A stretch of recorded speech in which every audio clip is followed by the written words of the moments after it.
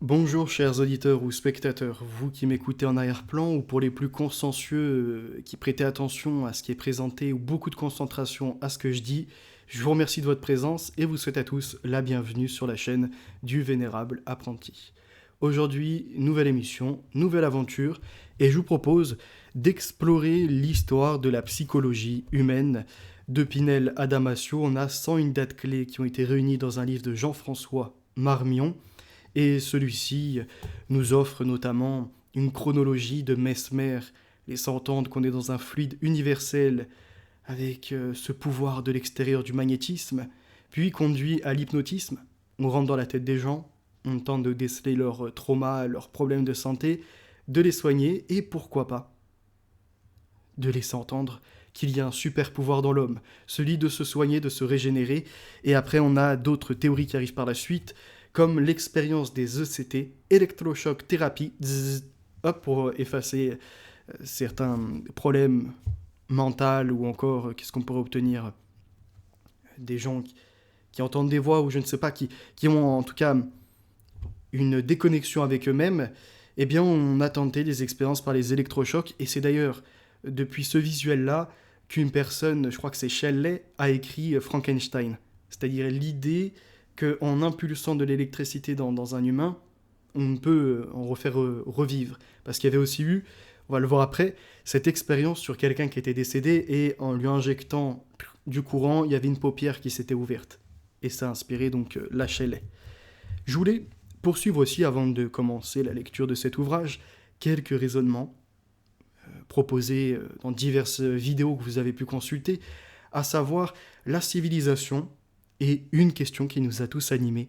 Quelle est l'origine de l'espèce humaine? Il y a les religieux, 100% dogmatiques avec ce qui est écrit, à savoir, il y a Adam, il y a Ève, il y a leurs descendants, et à partir de là, on est tous de la même famille, frères, sœurs, cousins, cousines, à des degrés variés, mais quoi qu'il en soit, nous avons la même origine. Après, vous avez plus récemment certains délires qui sont arrivés. La science, par les différents savants, chercheurs, scientifiques, a voulu exprimer le savoir de l'hérédité, l'héritage de ses ascendants, laissant entendre que nous sommes le fruit d'une longue évolution dans l'environnement, un peu de lamarckisme s'y joint, c'est-à-dire on s'adapte à l'extérieur, et le lamarckisme, c'est entre autres d'expliquer pourquoi la girafe avait un long cou, c'était un des exemples des animaux. Pour l'humain, il en est de même, et certains ont laissé entendre qu'il y a eu donc l'Australopithecus, avec quelques ancêtres avant. On arrivait à Homo habilis, Homo erectus, Homo sapiens et Homo sapiens sapiens. On va revenir dessus juste après. Théorie de Darwin, de l'évolution des espèces et de la nature, il me semble, et derrière, tout un tas de délires, entre autres, même racistes. L'idée que quand on parle de race, en l'occurrence, comme de variété de races pour les singes, il y aurait certains humains plus évolués que d'autres, et commence une hiérarchisation terrible, dont nous avions parlé, délire raciste et savant fou, avec l'intérêt pour le crâne. C'est-à-dire que toute la science moderne est expliquée par le crâne. C'est la seule chose qui reste après notre départ et après la putréfaction de notre peau et ce qui était à la poussière retourne à la poussière. Il reste une chose assez solide qui peut traverser le temps quand elle est bien ancrée dans certains éléments naturels, si je puis dire, c'est le crâne et les os. Et à partir de là, il y a eu l'établissement d'un délire en laissant entendre qu'on avait différents crânes qui ont été retrouvés. Alors des fois sur 50 crânes, on en a fait toute une histoire d'il y a 2 millions d'années ou plus. Et Lombroso César, lui, est arrivé, des mesures, la distance entre le nez et je sais pas, par exemple, l'écart entre les yeux, l'espace mandibulaire également, l'évolution de la boîte crânienne, avec ou non un concentré pour le cerveau, et l'évolution du cervelet et de tout ce qu'il en est après. Laissant après plein d'expériences et libre cours à tout à chacun pour faire sa théorie et se lancer dans des hypothèses, et c'est là où on est arrivé à des emplacements de l'encéphale. S'il était incliné, on pouvait dire que certains étaient crétins. On a eu des gens qui ont voulu exprimer le caractère des humains par les boss. Donc ils ont établi 27 boss. Et si tu les as, pour certaines, c'est que tu es empathique, tu es quelqu'un d'intelligent. Mais en l'occurrence, sur d'autres zones, ça fait de toi un criminel né. Ça développe en toi quelqu'un de colérique, d'haineux, etc. Ça, c'est un livre dont on reviendra dessus plus tard, mais je vous ai déjà, il me semble, fait 2 émissions sur les premières parties. Après, il y a notamment tout un sujet quant à l'insulte contre le Christ et tout. L'évolution, donc, on a fait, pour récapituler les choses, la croyance des religieux, la croyance de Darwin et doit-on faire confiance ou non à ses enseignants, à ses professeurs qui aujourd'hui nous disent croix de bois, croix de fer, hein, vous allez en enfer si on a menti. Bon, apparemment au vu de la directive, on pourrait se dire qu'il y a quand même manipulation. Et autre théorie, beaucoup moins soulevée, c'est une évolution des humains, certes, où notre boîte crânienne, bien d'autres choses encore varient selon notre alimentation, selon l'environnement dans lequel on baigne, et aussi nos ascendants, ça c'est une chose, et notre localité hein, par rapport à l'environnement. Mais néanmoins, ça ne veut pas dire qu'on était cousins du singe. On a pu être des humains un peu différents, mais ceci dit, on n'était pas forcément comme les primates. On a un livre, Évolution du cerveau et création de la conscience, intéressant, puisque je vous ai déjà fait part de Descartes, de la dualité du corps, de l'esprit, de la métaphysique, de la croyance même chrétienne, entre autres monothéiste, où l'homme n'est pas que matière. Il y a plus. Ne serait-ce que même la création de son langage, celui-ci qu'il met en relation avec autrui. Et alors, la conscience se base entre autres sur la morale, sur son interaction avec l'environnement. Peut-on dire qu'elle est apparue avec le langage ? Et est-ce que le langage des signes, celui des primates, qui en soi n'avaient peut-être pas encore les mots, mais exprimaient leurs besoins par des gestes, une communication peut-être avec autrui, tout ce qui n'a pas été ancré dans la matière, on ne peut en faire que des approximations. Et c'est là où c'est triste aujourd'hui, c'est que l'humain moderne, par ses archéologues, anthropologues et tous ceux qui étudient, même ethnologues, les différentes communautés humaines, se base uniquement sur des matériaux, du matériel qu'ils ont trouvé. Des gravures, des peintures, des objets encore, mais tout ça n'est que de la matière. Et il y a notamment un livre qui s'appelle « Progrès de l'homme », etc., qui laisse entendre qu'il y a des choses qui ne sont pas de la matière, comme le langage, la spiritualité. On ne peut donc pas actionner la haute évolution et encore la présence de personnes douées d'intelligence, d'un haut potentiel, uniquement par le matériel qui a été trouvé. Ça n'a pas de sens. C'est à peu près ce qui est expliqué.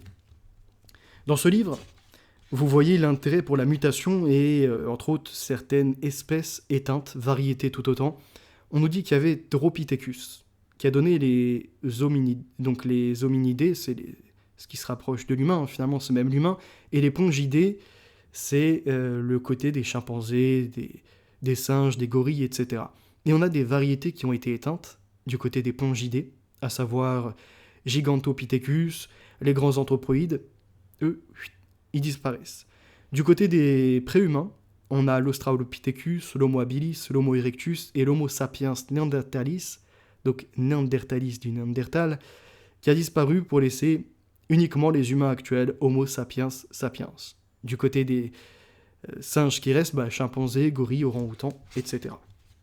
Vous avez une petite carte, alors le livre qui part en sucette malheureusement, qui vous montre à peu près, alors si ça veut bien focus, ah oui, ça va peut-être pas focus forcément, alors vous le verrez pas correctement, mais en tout cas c'est une carte de l'Afrique, avec les différents endroits où on a retrouvé des crânes de variétés, des mandibules entre autres, de ces ancêtres des humains.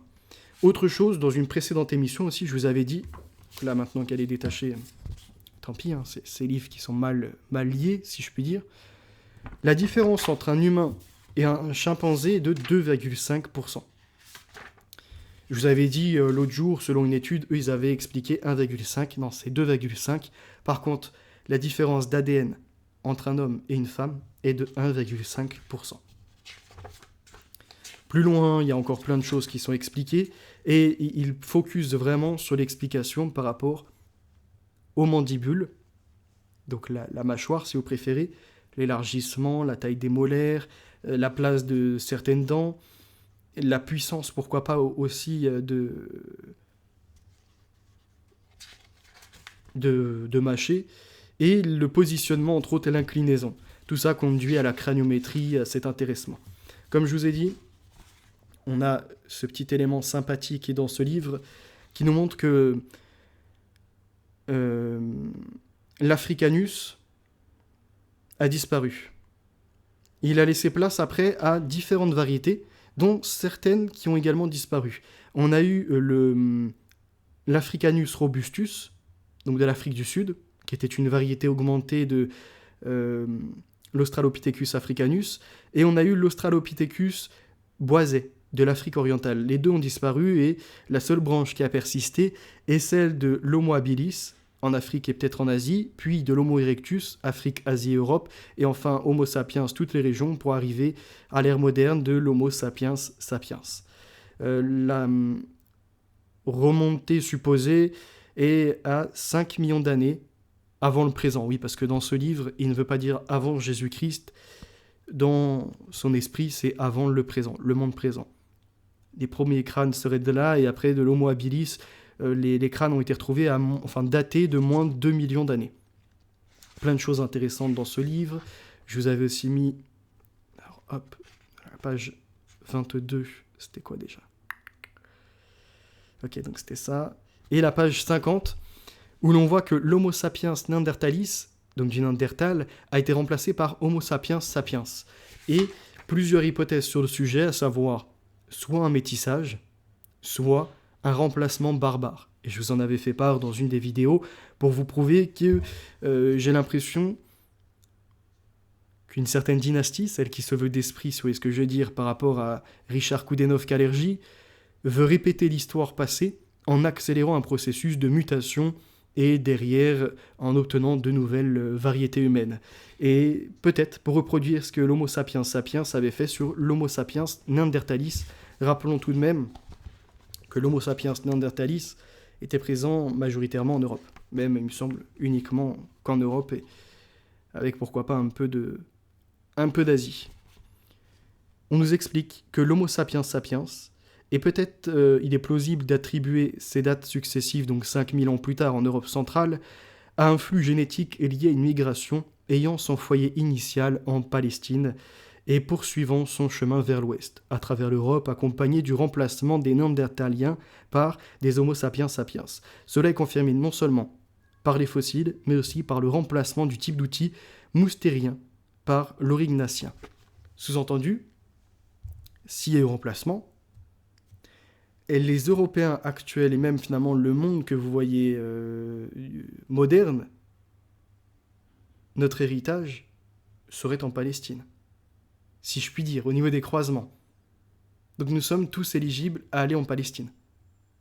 Et il n'y a pas de peuple défini. Et en fait, c'est ça. Certains, je marque juste une pause, qui ont voulu s'attaquer aux Européens en disant « vous n'avez pas d'histoire, pas de culture, on peut vous remplacer, venir chez vous comme des colons, et on connaît toute la suite ». Et bien, il s'avère que si on rentre dans leur jeu et qu'on dit « ok, vous savez quoi, on en a marre de lutter contre vous en vous expliquant qu'on avait un peuple au résultat, vous nous dites qu'on est citoyen de la planète. Et que quiconque vient chez nous, par exemple, ne sera pas à différencier des ascendants des peuples de souche, si je puis dire. Ok, rentrons dans votre jeu. Bon, on va faire la même chose pour la Palestine. En Palestine, il n'y a pas de peuple de souche. Il n'y a eu que des croisements, et auquel cas, quiconque se sent palestinien n'est pas à différencier du palestinien ancestral. Jouons à ce jeu-là jusqu'au bout. Ah, là, d'un coup, les discours vont changer. Certains vont même rapidement trouver la voie de l'hijra pour dire « ah ouais, merde, on a peut-être déconné par rapport à l'Europe ».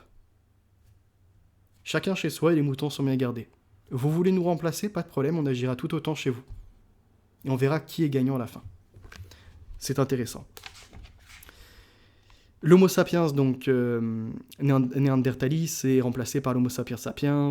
On nous explique, on espère quand même que ça s'est fait tranquillement et pas par la barbarie, le remplacement à coups de hache.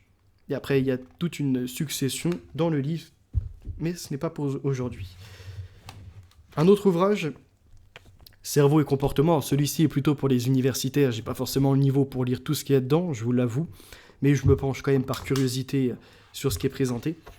et notamment sur l'intérêt que je vais mettre en relation, vous allez voir, avec ce qu'on va présenter juste après. Donc là, toute la partie des études, etc. C'est les neurosciences qui conduisent à la compréhension, à la cartographie du cerveau. Et on a maintenant des images, des fois même, qui nous sont représentées comme ça, avec les différentes aires qui figurent. On a le tronc cérébral. Le tronc cérébral, juste derrière, il y a le cervelet. Donc c'est la partie arrière du crâne. Et on nous dit le cerveau antérieur possède 2 parties quasiment symétriques, les hémisphères cérébraux. Donc les hémisphères cérébraux, on a l'hémisphère gauche, l'hémisphère droit. Et chacun a ses particularités. Le cerveau antérieur est à l'origine de la plupart de nos comportements conscients. Il recouvre le tronc cérébral, un ensemble de structures qui régit la plupart de nos comportements inconscients. Au-dessus du tronc cérébral se trouve le cervelet. Il est spécialisé dans l'apprentissage et la coordination des mouvements. Son évolution conjointe avec le cerveau antérieur laisse penser qu'elle participe avec lui à la production de nombreux comportements. On est pour l'instant dans du tâtonnement par imagerie et résonance magnétique, et d'autres encore logiciels qui existent aujourd'hui, avec des outils fort différents, travaillent à mettre l'humain à faire un certain travail et regarder quelles zones du cerveau s'activent. Et après, par statistiques, effets statistiques, depuis les bases de données, voir si on peut déceler ou non des zones telles, l'aire de Broca. Et dedans, ça appuierait le matérialisme. Sous-entendu, l'humain n'est pas du tout un esprit qui viendrait animer la matière. L'humain est en fait matière animée depuis son propre cerveau. On peut expliquer ses comportements, ses troubles, ses capacités, ses connaissances, etc. depuis certaines aires spécifiques du cerveau. Et après, il y a toute l'histoire également de la matière blanche et la matière grise. C'est la matière blanche la plus intéressante, permettant le véhiculement, je ne sais pas si c'est français, mais le transport des informations. Et qu'est-ce que je voulais dire par rapport à ça ? Ah oui, c'était que j'avais fait un développement sur la métaphysique, en disant je suis et je pense, donc je suis à la Descartes, mais également le côté du non-être, vu depuis l'extérieur, et pourquoi pas même avoir l'esprit et l'âme qui sont à l'intérieur. Certains pensent que même ça pèse 21 grammes, d'autres disent que ce sont des fréquences, chacun y va de sa plume. Moi je pense, une chose en revanche, c'est que tout s'explique par le cerveau, certes, mais il y a de la métaphysique, on va dire, il y a en fait un esprit qui ne peut être détaché du corps. Et comparé aux spiritistes, qui laissent entendre qu'une fois que tu décèdes, ton esprit s'est libéré et vague dans la matière. Moi je pense que l'esprit est attitré à chacun, c'est-à-dire notre âme, elle est en nous, elle ne peut se dissocier. C'est-à-dire, vous voyez, souvent il y en a qui disent l'esprit, on peut être habité par autre chose, ou même perdre son être, si je puis dire, qui va ailleurs. Certains parlent de rêve de transcendance, ou encore, comme ils appellent ça, astral. L'élévation, comme si l'âme pouvait quitter le corps et aller autre part. Moi, je ne le crois pas. Parce que sinon, ça signifie que ton âme pourrait être dans un livre. Ton âme pourrait être encore dans un animal. Non, ça n'a pas de sens. Je suppose que tout est ancré et marqué, vous voyez, comme un courant. Il faut du plus et du moins.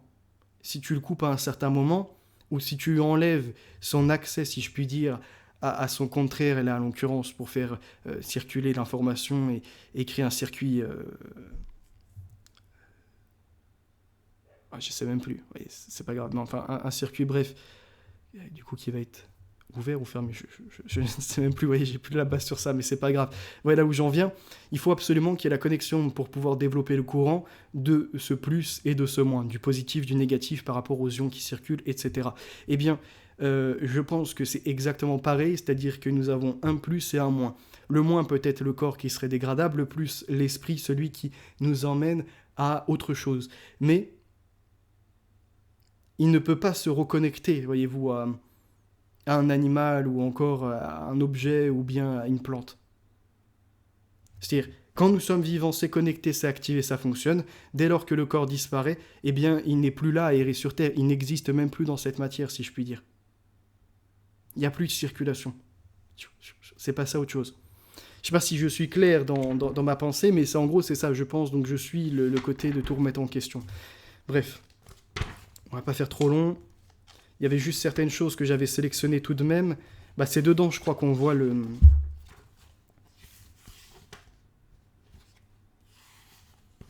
Parce que à l'Australopithecus africanus, il y aurait un autre ancêtre qui prévalerait. Et tout débuterait, selon eux, d'Afrique. Bon, ça débute d'Afrique et les moins évolués de la planète sont en Afrique. Je sais pas. Je sais pas. Alors, il y avait d'autres choses que je voulais vous présenter là-dedans. Le quotient d'encéphalisation. Ah, le cervelet plus petit que les hémisphères, mais ces neurones sont également plus petits et mieux organisés de façon très dense, de sorte qu'ils sont 4 fois plus nombreux que ceux des hémisphères. 6,8 milliards contre 16 milliards. Après, il y a d'autres choses, notamment la définition du phénotype, de l'épigénétique, hein, donc avec l'extérieur qui agit sur ton corps, l'expérience de Mendel avec les poids, l'héritage. Et ça, c'est pour plus tard, et en plus, il est très très long à étudier.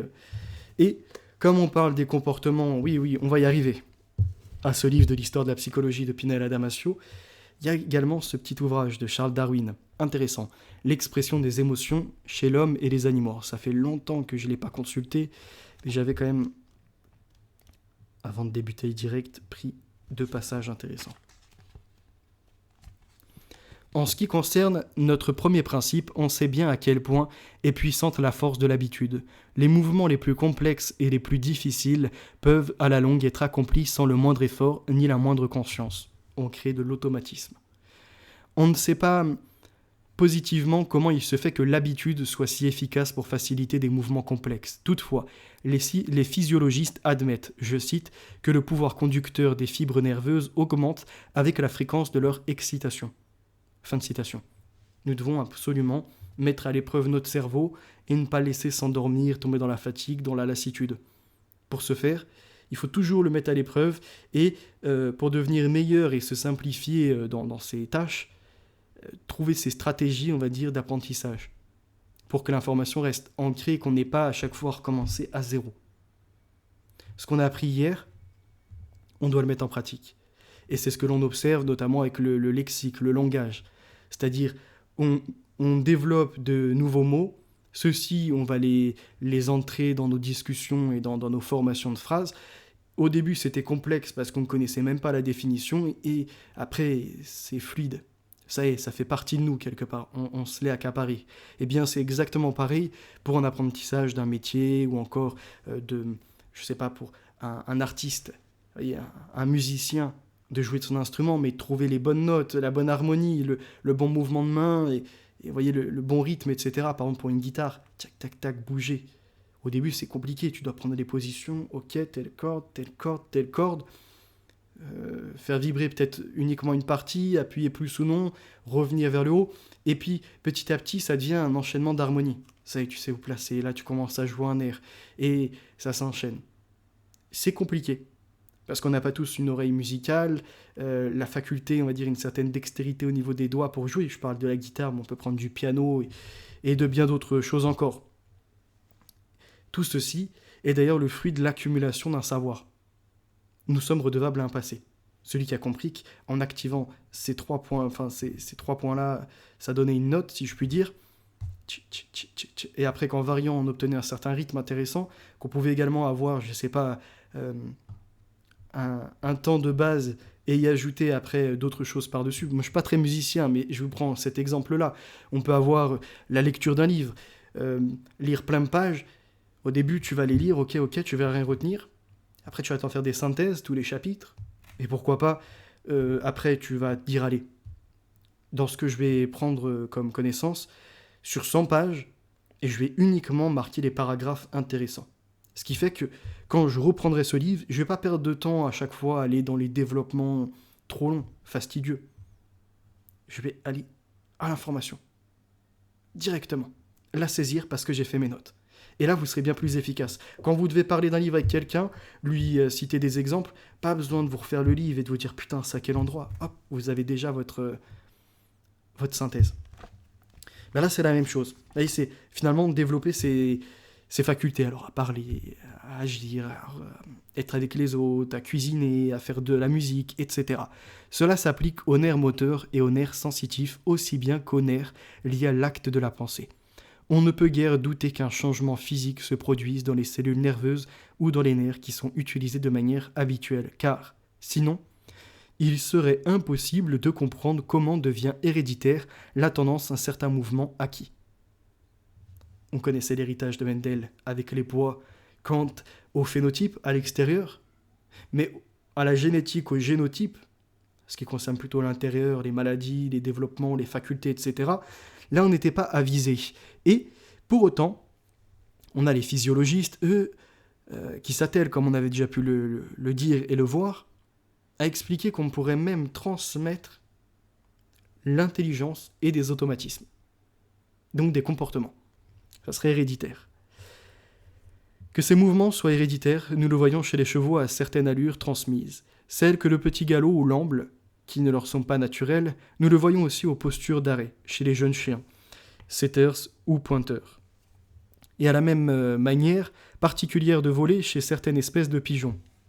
Nous voyons des cas analogues chez l'espèce humaine dans le caractère héréditaire des gestes ou tics insolites sur lesquels nous allons revenir plus loin. Pour ceux qui admettent l'évolution graduelle des espèces, un exemple très frappant de la perfection avec laquelle peuvent être transmis les mouvements associés les plus difficiles est fourni par le morosphinx, donc le macroglossa, car peu après la sortie du cocon, comme l'indique l'éclalis de ses téguments, on peut voir ce papillon se maintenir immobile, en l'air, et introduire sa longue et mince trompe déroulée dans les minuscules orifices des fleurs. Et personne, je crois, n'a jamais vu ce phalène apprendre à accomplir sa difficile tâche que requiert une visée si sûre. Il prend des animaux, des insectes, il les étudie, et il observe que certains n'ont pas besoin de faire du mimétisme avec leurs parents.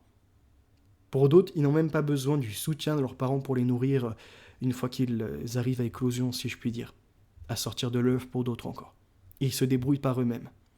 Il y a donc, en ces êtres vivants, une certaine capacité, je ne sais comment la décrire, une condition en tout cas, qui les mènera tout naturellement à les chasser, à les cueillir, si je puis dire, à déployer leur trompe pour aller chercher ce qu'il faut dans, par exemple, le nectar des fleurs. C'est-à-dire, c'est instinctif, c'est l'instinct. Mais comment il est arrivé cet instinct ? Est-ce que les tout premiers étaient dans cet ordre-là ou on leur a appris ? Et ça revient exactement à la même chose pour l'humain. C'est l'équation de l'œuf ou de la poule. La reproduction. Et l'homme, comme lui, il est bien plus complexe, il a besoin tout de même de faire partie d'une société, d'être dans un mimétisme. Maintenant, il serait bon de voir si l'humain, on le laissait seul dans la nature, qu'est-ce qu'il ferait ? On voit que l'humain, comme certains animaux, il ne peut pas vivre les premiers jours tout seul. Il a besoin du lait maternel, d'obtenir protection face aux autres prédateurs. C'est-à-dire, vous laissez un bébé tout seul dans la nature, il meurt. Je pense qu'on a répondu du coup à la question de l'œuf ou de la poule. Ça ne peut pas être l'œuf. Ça ne peut pas être un bébé directement qui serait là dans la nature, issu des chimpanzés ou je ne sais quoi. Et vous remarquerez d'ailleurs, pareil pour le chimpanzé, même si on laisse la théorie de l'évolution, quel est le début de ce chimpanzé ? Du singe, peu importe comment vous le nommez. Quel est son début ? Puisque quand vous l'observez dans la nature, quand il est bébé, eh bien, il est tout fragile. Ça signifie qu'il ne peut pas être apparu adulte dès le début. C'est là toute la question à laquelle les personnes comme Darwin, comme même, comment il s'appelle, Galton, son cousin, etc., qui sont pour l'eugénisme, ils n'expliquent pas cela. En revanche, ces idées, comme quoi le comportement est finalement de l'ordre de l'inné et en même temps se conduit à l'acquis, vous voyez, on est dans un 50-50, eh bien, à focus, à attirer l'attention de certains dictateurs et d'eugénistes en question pour dire que là, il y aurait des variétés d'humains qui sont barbares, pas assez intelligentes, avec les tests de Binet, etc. Ils ne rentrent pas dans les conditions. Quotient intellectuel, là, leur force motrice, leur intellectualité est en tout point défaillant. Allons à la page 110 avant d'arriver sur le plus intéressant. Il est dit, parce que c'est pareil, pour moi je fais une différence entre le sentiment et l'émotion, et je suppose que l'émotion est plutôt de l'ordre de la reproduction. Quand on est petit, on nous dit si t'es en colère, t'emploies ce ton-là. Si t'es joyeux, bon, ça on n'a pas besoin de nous l'apprendre. En général, on sait, on rigole. Il y a des choses comme ça, mais c'est du sentiment. Je pense que le sentiment est différent de l'émotion. La peur est la plus déprimante de toutes les émotions, et bientôt elle amène une prostration marquée par une impuissance complète, comme si elle était la conséquence ou l'accompagnement des tentatives les plus violentes et les plus prolongées pour échapper au danger, bien que de telles tentatives n'aient été nullement entreprises en fait. Néanmoins, même la frayeur extrême agit souvent d'abord comme un puissant stimulant. Avoir peur pour sa propre vie, c'est se mettre en état de défensive et même passer à une certaine puissance d'attaque pour se défendre. Comme dans une société.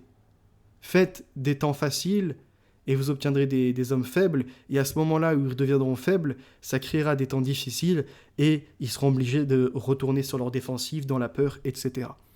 Un homme ou un animal poussé au désespoir par la terreur se trouve doté d'une force prodigieuse, et il est notoire qu'il est dangereux au plus haut point. Tous ceux qui mettent en danger les peuples européens, la chrétienté, ne sont pas prêts à ce qui va arriver. La logistique, ça nous connaît, l'étude tout autant, la force, on va la déployer bientôt. Tchou, tchou. Des wagons. Et on a dit on ne tue pas les humains, on les déplace. La Terre ne leur appartient pas, cette partie-là. Somme toute, nous pouvons conclure que le principe de l'action directe du système sensoriel sur le corps, dû à la constitution du système nerveux et indépendante dès l'origine, dès la volonté, a exercé une profonde influence sur la détermination de nombreuses expressions. De bons exemples en sont fournis par le tremblement des muscles, la transpiration de la peau, la modification des sécrétions du canal alimentaire et des glandes sous l'effet de diverses émotions et sensations. Et Pavlov c'en est fait le chantre de cette théorie, puisque son animal, le chien, a cette émotion, on va dire, en lui. Dès qu'il voit de la nourriture, il salive, il a une réaction. L'homme, à certains moments, quand il est embarrassé, il peut transpirer, ou il peut rougir, ou encore, d'un coup, sa chaleur corporelle augmenter. Pareil, quand il est mis à l'épreuve.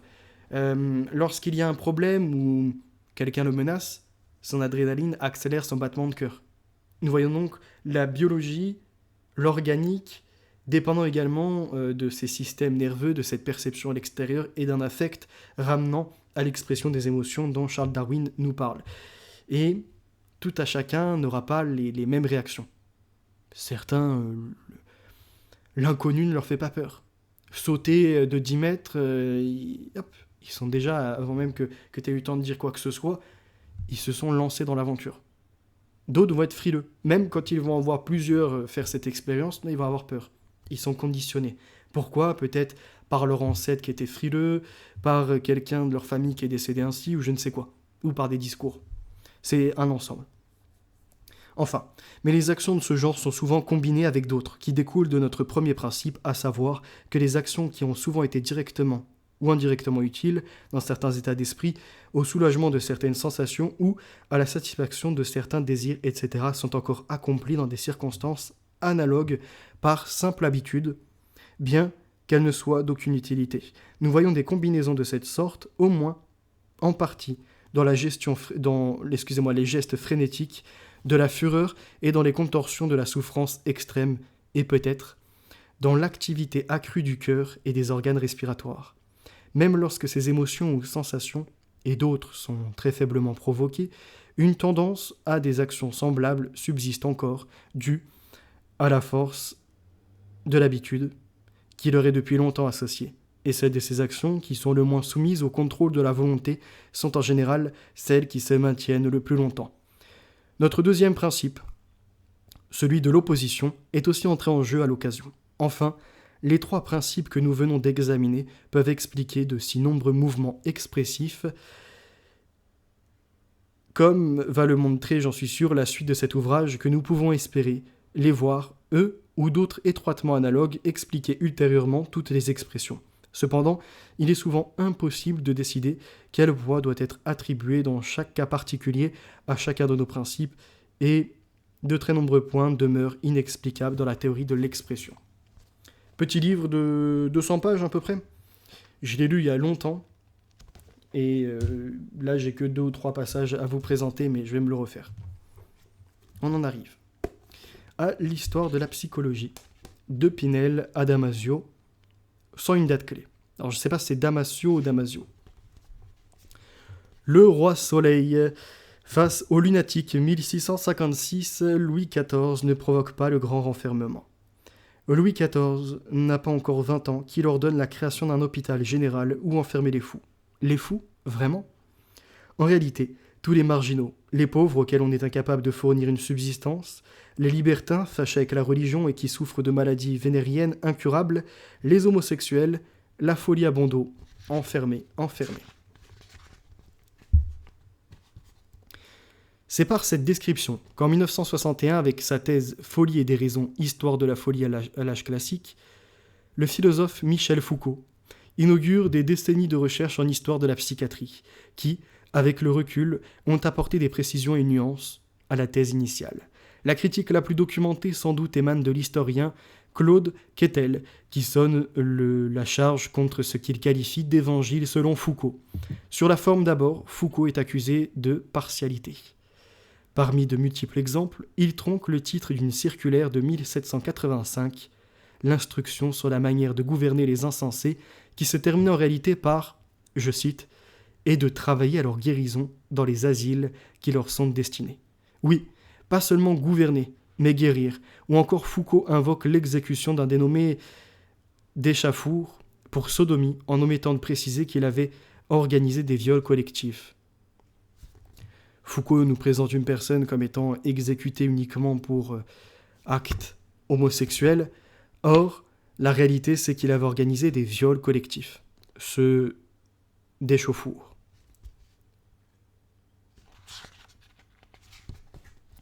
Le magnétisme animal inonde la capitale en 1778.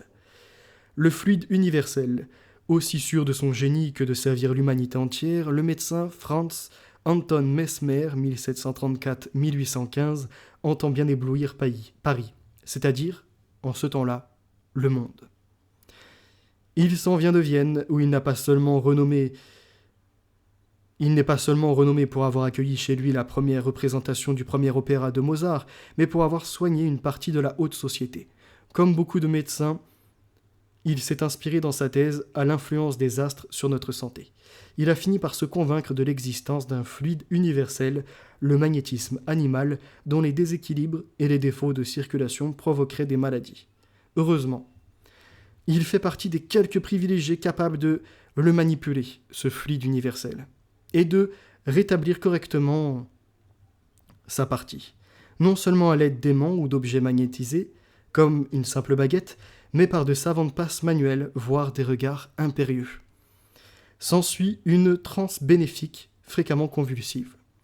Il est ainsi parvenu, entre autres, à rendre la vue à une jeune pianiste aveugle, mais à ce titre de gloire a contribué à sa carrière sa disgrâce, car on lui a prêté une promiscuité anormale avec sa protégée, qui l'a fait redevenir aveugle à la demande des parents, les engagements se faisant rares pour une musicienne désormais ordinaire. Apparemment, il soigne une aveugle, il entretient des rapports dérangeants, c'est plus patient-agent, si je puis dire, et les parents lui demandent de la faire redevenir aveugle. Or, l'a-t-il vraiment soigné ou c'était une propagande ? Mais pour éviter que les gens ne s'en aperçoivent, il fallait laisser entendre qu'elle est redevenue aveugle. À voir.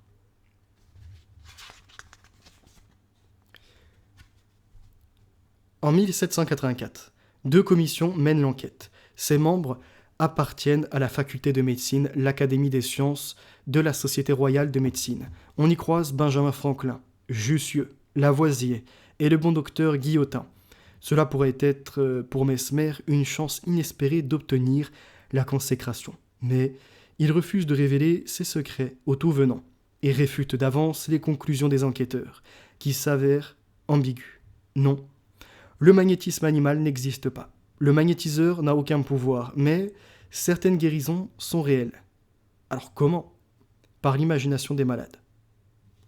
On a Mesmer qui dit qu'il y a un fluide universel, un magnétisme, qu'il est parmi quelques rares personnes à pouvoir le maîtriser et à rendre la vue aux aveugles et à soigner des malades.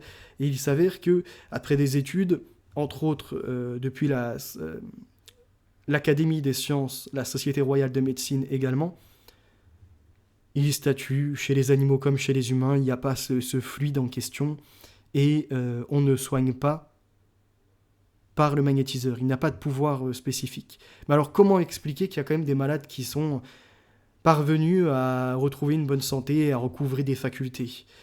C'est là où arrive l'hypnotisme.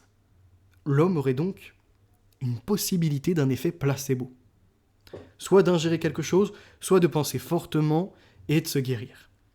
En 1785, Mesmer quitte la France où on ne le reverra jamais avant on ne reverra guère avant la fin du siècle.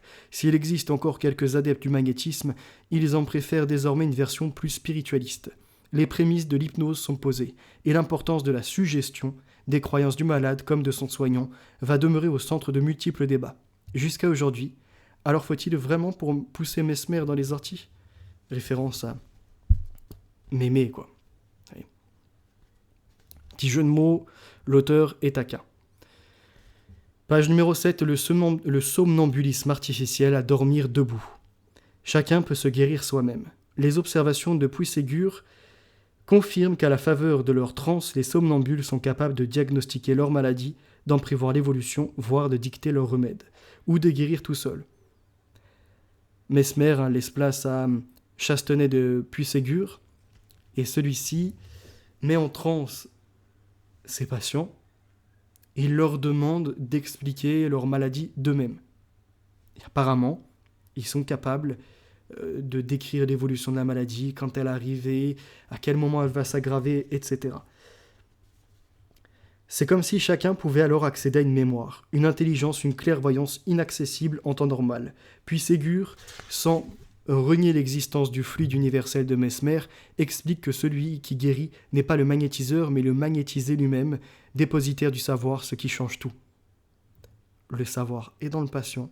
Nous devons seulement réveiller en lui sa partie initiable, l'initier à devenir son propre médecin, à s'affranchir de problèmes de la nature.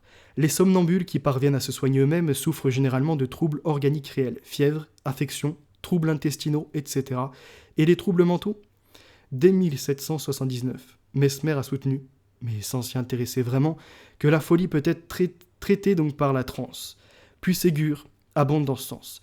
Il rencontre même l'illustre docteur Pinel, qui lui réserve un accueil cordial mais prudent. En 1812, Puységur relancera l'idée dans un état de conscience artificiel depuis lequel remonte à la source de la folie. Un nouveau terme, hypnotisme. Magnétisme et somnambulisme vont continuer à jouer les poils à gratter de la médecine officielle. En 1815, Joseph-Philippe François Deleuze, bibliothécaire du Muséum d'histoire naturelle et figure de proue de la Société philanthropique de Paris, fonde la Société de magnétisme. En 1819, paraît De la cause du sommeil lucide, signé par l'abbé Faria, qui explique le phénomène de transe et de guérison par l'attribution, par le magnétisme, d'une volonté puissante au magnétiseur. Il suffit en somme de dire, je cite, « Dormez, et les sujets influençables s'endormira ». Tout s'explique ici par la psychologie. En 1837, l'Académie de médecine, dans un nouveau rapport, désavoue encore le magnétisme. 4 ans plus tard, c'est l'Inquisition qui le condamne. À la fin du siècle, Pierre Janet, Hippolyte Bernem, je pense qu'il manque un N, il me semble, c'est Bernem, si je ne dis pas de bêtises, rendront pourtant hommage aux magnétiseurs, parfois injustement discrédités. Les termes de magnétisme animal ou somnambulisme artificiel, trop connotés, sont remplacés en 1843 par celui d'hypnotisme. Donc fini le somnambulisme artificiel, fini le terme de magnétisme animal, laissons place à l'hypnotisme. Sous la plume du chirurgien écossais James Braid, d'où dérivera hypnose. Selon lui, on peut susciter l'état hypnotique en faisant fixer un objet lumineux ou rabâcher une idée fixe, c'est-à-dire en jouant sur des phénomènes attentionnels.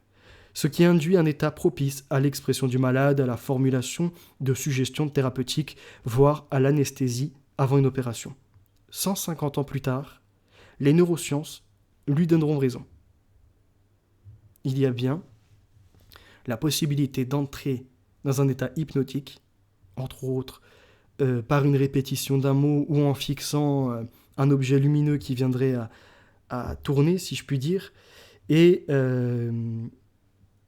tout humain, enfin, pas tout humain à cette époque, mais on va le voir après, la neuroscience laisse entendre que tout humain, dans sa partie cérébrale, peut entrer dans un être profond qui n'est pas divulgué comme ça. Il y a une partie du cerveau supérieur, si je puis dire, on parle, etc., et il y a la partie subconsciente. Une mémoire, mais difficile d'accès, qui agit tout de même dans nos décisions à certains moments. Oui, sauf sur un point. Tout de même, les neuroscientifiques disent que ces observations sont matinées de phrénologie, science des bosses du crâne à côté de la plaque. Alors la phrénologie, c'est ce dont je vous parlais tout à l'heure. On va revoir après avec les 27 bosses, etc. Alors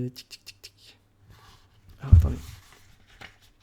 Donc là, on a fait 7, 8, 9, 10, 11. Ok. Le traitement moral. Toutes ces réserves faites, Pinel reste le théoricien par excellence du traitement moral, entendu au sens de psychologique. Il cherche à expliquer les maladies mentales, les classer, les prendre en charge, sans s'occuper des lésions sous-jacentes, puisque de nombreux fous sont devenus tels suite à un choc émotionnel ou psychologique, par exemple à la faveur de la Révolution. La Révolution, avec le massacre de je ne sais combien de personnes, en a rendu énormément fous, déséquilibrés. Choc émotionnel ou psychologique. Et le docteur Philippe Pinel, lui, veut classer les maladies mentales, les prendre en charge, etc. Donc vraiment avoir un esprit de logique. Il existe ainsi une différence de degré, non de nature, entre folie et passion. La folie résulte d'ailleurs surtout d'un dérèglement des passions, comme le postule déjà le Britannique Sir Alexander Crichton. Lorsque les monomanies ou idées fixes tourmentent de façon obsessionnelle le malade, il conserve une relative conscience de sa situation. Voilà sur quoi on peut s'appuyer pour amoindrir, détruire, contourner les idées délirantes. Le fou n'est pas condamné à la folie. C'est un malade curable, à condition que l'on comprenne ce qui l'a mis dans cet état et donc qu'on l'interroge, qu'on le considère comme un interlocuteur à part entière, comme un sujet. Encore faut-il que l'individu accepte de renoncer à la folie, de retrouver la maîtrise de sa destinée. Question de confiance réciproque. Il y a, avec le docteur Pinel, un rapport agent-patient. Le patient doit comprendre qu'il est malade, mais ne doit pas se dire que c'est fatal. Il doit viser une voie vers le soin, et pour ce faire, se confier entre autres à son agent, et celui-ci recueillir attentivement tout ce qu'il en est. On est avant même du Freud à ça, quoi. Au rapport à l'autre, et à son écoute. Mais pas si moral que ça. En préconisant une médecine spéciale, Pinel fonde la psychiatrie française qu'on appelle d'abord l'aliénisme, science des aliénés, ceux qui ne sont plus eux-mêmes. L'humanité n'exclut pourtant pas l'autorité. Le traitement moral n'est pas une thérapie psychanalytique ou humaniste avant la lettre, mais avant tout l'art de subjuguer et de dompter pour être plus malin que le fou. S'il le faut, l'isolement, la contention ou la douche de répression peuvent toujours être employés. Dans cette idée de le fou n'est pas totalement fou, c'est-à-dire c'est issu d'un choc émotionnel ou psychologique, il n'est pas né avec cette folie, le médecin qui doit le prendre en charge devra user de certaines punitions. On a l'impression d'être dans l'autre partie de l'expérience de Pavlov. Oui, l'expérience du tonfa, ou peu importe, d'en violenter un pour les autres et les conditionner à ne pas user de violence ou à ne pas être en dehors des clous de la loi.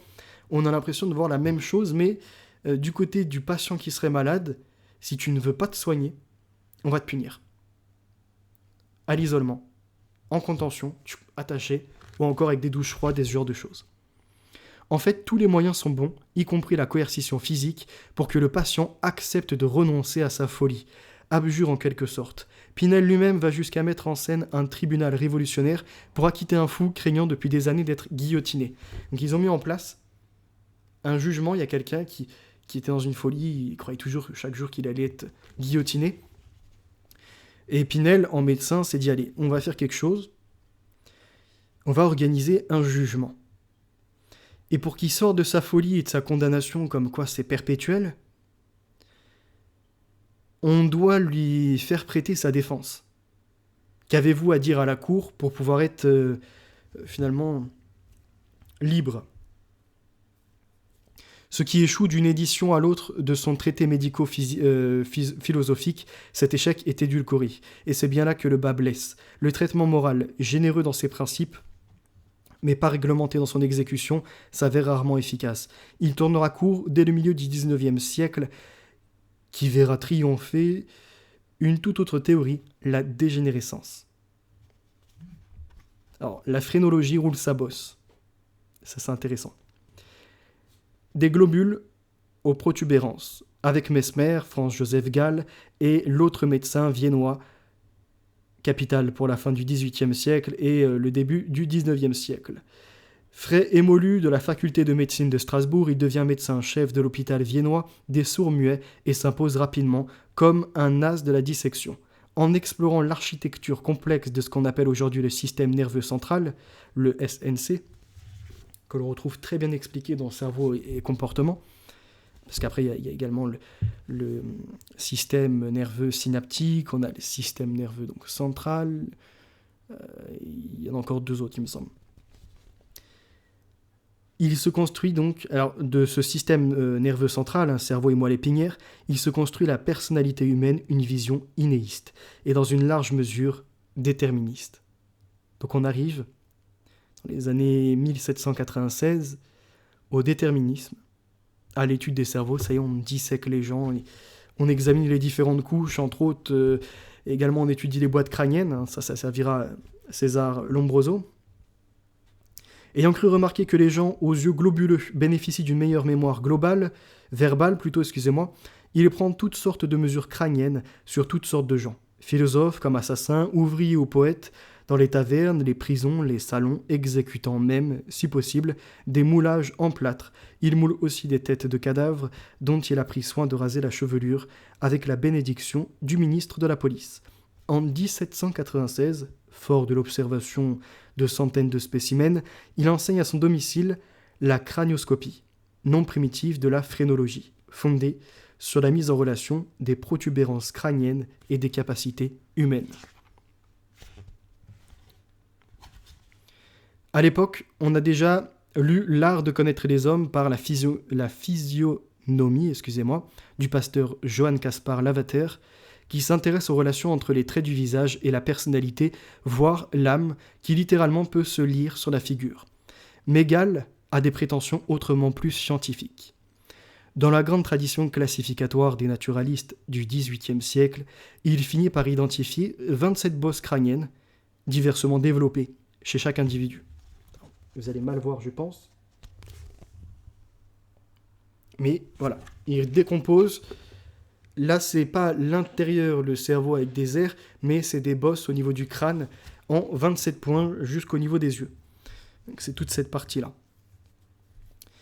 Et il déclare, donc ces 27 bosses crâniennes diversement développées chez chaque individu. Celle des maths, bien sûr, l'expression vient de là, mais aussi de la musique, la peinture, l'amour de ses enfants, l'instinct de propriété, la bonté. Si 19 bosses sont communes aux animaux et aux hommes, 8 sont esquissés chez les premiers, mais propres à notre espèce. Le sentiment religieux est la seule faculté pleinement humanitaire. La phrénologie suscite autant d'engouement que de critiques. Hegel la fustigie par exemple dans Phénoménologie de l'esprit, mais ce qu'on lui reproche en réalité, c'est moins d'être un pseudo-scientifique et donc une pseudo-science, ou de réduire l'âme à 27 bosses que de localiser intégralement la pensée dans le cerveau. Il en faudrait plus pour freiner l'essor de la phrénologie qui s'annonce plus qu'une simple vogue. Dans les années 1830, à Paris, plus de 200 médecins s'en revendiquent encore. la Société phrénologique de Paris, active de 1831 à 1848, réunit aussi des politiques, juristes ou écrivains et ouvre un musée du crâne en 1836. Donc après, on a d'autres gens de cité. Juste que je m'y retrouve. Ok. Parce qu'en fait, dans ce livre imprimé, il n'y a pas de numérotation, donc c'est un peu plus compliqué. 2, 6, 8, 10, 12, 14, ok. Le dernier chic, l'électrochoc. 1803, Londres. C'est à Londres que l'Italien Giovanni Aldini, neveu de Luigi Galvani, un des découvreurs de l'électricité, se livre en petit comité à une première tentative de guérison de la folie par des chocs électriques. Le cobaye désigné est un mélancolique qui, fort providentiellement, accepte ensuite de reprendre une alimentation normale. Un an plus tard, en 1803, Aldini méduse la communauté scientifique londonienne en provoquant la convulsion du cadavre d'un condamné à mort. À la suite de quoi, il ouvra juste un œil. Ce que je lui disais tout à l'heure, hop, électricité dans le corps, et il fait sur un cadavre et un œil s'ouvre. Une paupière est là. Et c'est déjà beaucoup pour un mort. Mary Shelley saura s'en souvenir en rédigeant Frankenstein avec sa créature composée d'un panaché de cadavres et animée par l'électricité. Aldini ratera une nouvelle démonstration devant le prestigieux Pinel. Suggéré dès 1785 dans la fameuse instruction sur la manière de gouverner les insensés et de travailler à leur guérison dans les asiles qui leur sont destinés, la méthode frappe les esprits mais ne connaîtra guère de postérité au XIXe siècle. Ça, c'est un peu faux parce que l'électrochoc thérapie est encore employée en France et aux États-Unis. On a encore des patients, comme dans Vol au-dessus d'un nid coucou, à qui on met la protection mandibulaire pour envoyer un choc et éviter qu'ils viennent à sectionner la langue ou à se blesser autrement. Alors, il y a d'autres choses que je vais vous présenter. On a combien ? On est déjà à 56 minutes. Là, on est vraiment au tout début du livre.